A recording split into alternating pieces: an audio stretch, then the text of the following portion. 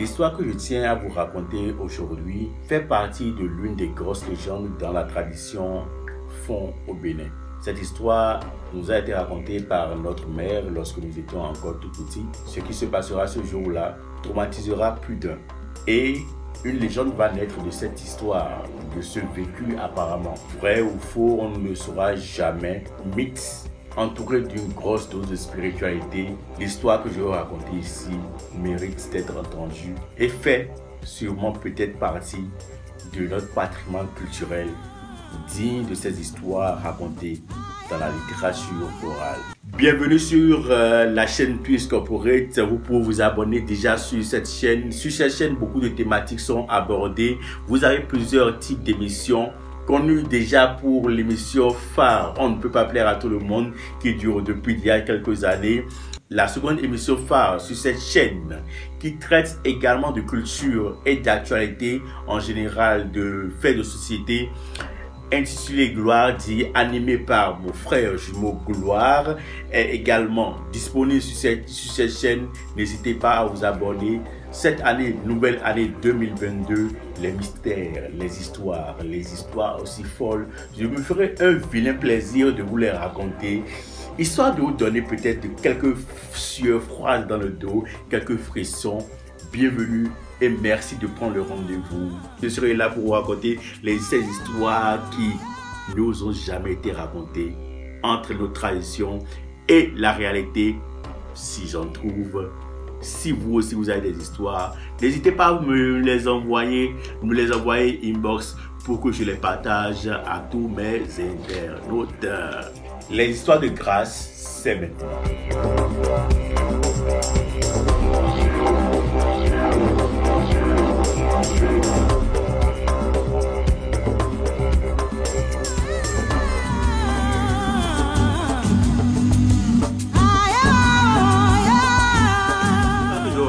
Se déroulait à Alada. Alada Dansa, Migatou Alada Dansa, Menjelemi. Connaissez-vous Alada Dansa? C'est dans le sud du Bénin. Je ne suis pas trop géographe, mais je sais que c'est dans le sud du Bénin, quelque part loin de Cotonou, à quelques kilomètres de Cotonou. Eh bien, l'histoire concernait naturellement l'ethnie Fon. Ce jour-là, alors que tout le monde s'affairait pour la grande cérémonie du soir, pendant que les vieux pères étaient assis sous sous les troncs d'arbres au niveau de la grande place, déjà en train de boire leur soulabi soto quoi. Pendant qu'ils étaient en train de boire leur soto, les dames, les femmes s'attelaient à préparer le vrai wo. Le wo, c'est la pâte de maïs. Elles s'attelaient alors à préparer la pâte de maïs afin que ce soir-là, sur la grande place publique, la pâte de maïs soit envoyée dans les gosiers.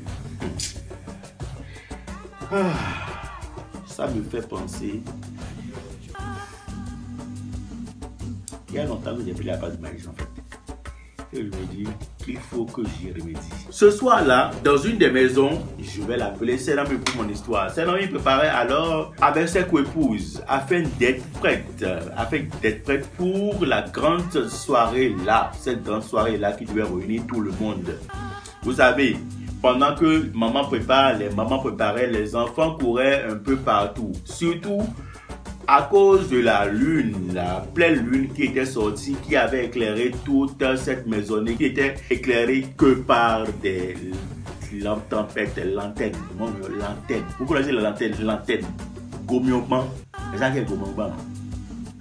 C'est dans cette euphorie que Senami décida d'appeler sa grande fille, qu'on va appeler Vigbe, afin qu'elle vienne l'aider dans les travaux de préparation. Vigbe vient alors vers sa mère et commença par l'aider. Écrasa les condiments, nettoya les assiettes. Vigbe travaille avec sa maman à récurer les choses, à se tenir prêt pour la grande fête. Surtout n'oubliez pas la grande fête. Parce que finalement, non, je ne vais pas spoiler. Donc, c'est dans cet élan que sa mère lui demandera d'aller jeter de l'eau afin de débarrasser une bassine pour que l'on puisse y servir la sauce. C'était de l'eau chaude en fait. C'était de l'eau chaude. Big prit la bassine et vous connaissez les enfants. Elle avait hâte de finir avec maman, de retourner jouer et toi tais-toi. Elle avait hâte de finir avec maman, retourner jouer et tout ça. Elle prit l'eau chaude et alla le jeter violemment dans la brousse. Mais qu'est-ce qui se passe? Avant de continuer, je tiens à vous dire que vous pouvez vous abonner déjà à cette chaîne parce que je reviendrai chaque 2 semaines avec des histoires un peu loufoques, folles pour vous égayer. C'est ainsi alors que Big B alla jeter l'eau chaude violemment dans les herbes. Ce qui se passa ce soir-là étonna plus d'un. Tout le monde a pu entendre s'étulement, C-E-T, dans la nuit profonde. Les liaisons embellissent les phrases. Les liaisons embellissent. Si tu le vois, on dit pas si tu vois, on dit c'est-tu-le-ment. Ah, c'est hurlement. Donc, tout le monde pouvait entendre ces hurlements dans la nuit profonde. Qui avait crié? Qui avait crié de douleur cette nuit-là? Qui souffrait si tant cette nuit de fête? Qui avait reçu cette douleur profonde au point de l'exprimer aussi fort? Aïe! À mon diable, le dion! Aïe! À mon diable, le dion!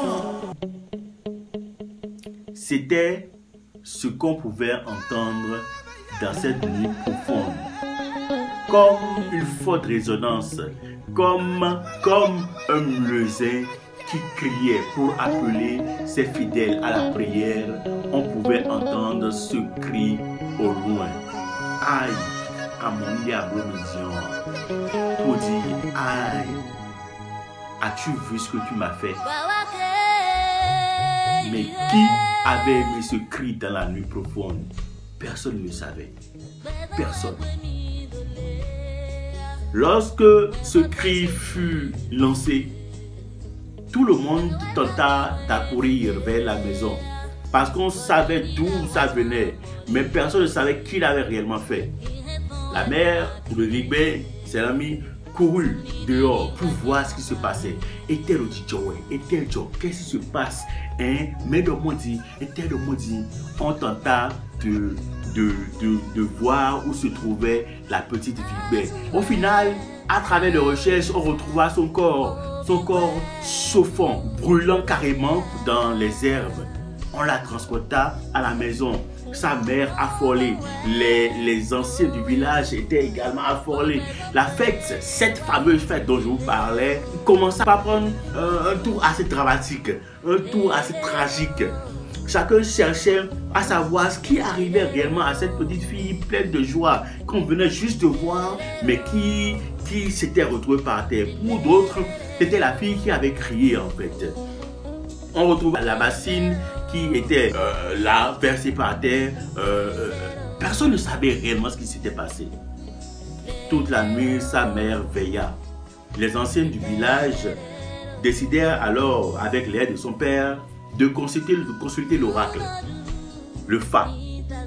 Lorsque le Fa tomba, je ne peux vous dire le signe exact qui est sorti, mais lorsque le Fa tomba, le Fa fit ressortir un aspect des choses. Elle a dit l'aspect que le Fa fit ressortir ce jour-là, c'était qu'il y avait des morts, les anciens, qui circulaient cette nuit. Oui, vous ne le savez peut-être pas, mais en Afrique, les morts, les défunts ne sont pas morts. Comme le disait le poète, les morts. Écoute plus souvent les choses que les êtres. La voix du feu s'entend. Entends la voix de l'eau. Écoute dans le vent le buisson en sanglots. C'est le souffle des ancêtres, pas morts. Ceux qui sont morts ne sont jamais partis. Ils sont dans le sein de la femme. Ils sont dans l'enfant qui vagit. et dans le tisson qui s'enflamme. Les morts ne sont pas sous la terre. Le feu prenait part à cette fête. Ils étaient dans la nuit. Inconsciemment, Vibert avait jeté de l'eau chaude sur un de ces défunts qui avait senti la douleur. Inimaginable, n'est-ce pas? Et pourtant, ce sont des réalités ici chez nous au Bénin, ici chez nous en Afrique. C'est pourquoi depuis lors, il a été instauré qu'il fallait savoir jeter de l'eau chaude la nuit. Ou carrément, lorsque vous jetez de l'eau chaude la nuit, il fallait verser de l'eau froide là-dedans pour pouvoir calmer la chaleur carrément. Où il fallait s'abstenir complètement de jeter de l'eau chaude la nuit. Notre petite fille, malgré l'intervention du phare, passa de vie à trépas. Cette nuit fut une nuit assez tragique, dramatique, qui marqua les esprits. Et vous savez, en ce temps, dans ça, comme dans Romain, en ce temps, les histoires tragiques, ces genres d'histoires faisaient office de leçons, de légendes qu'on pouvait raconter de père à fils, de mère à fille, de petit à grand, de grand à petit, afin que l'histoire demeure. C'était ma première histoire.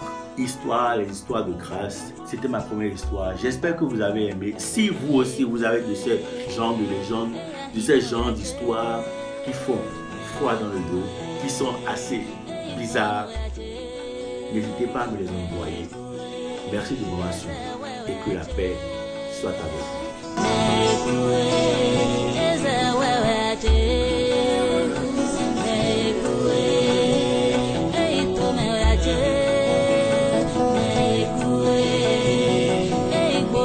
Yeah.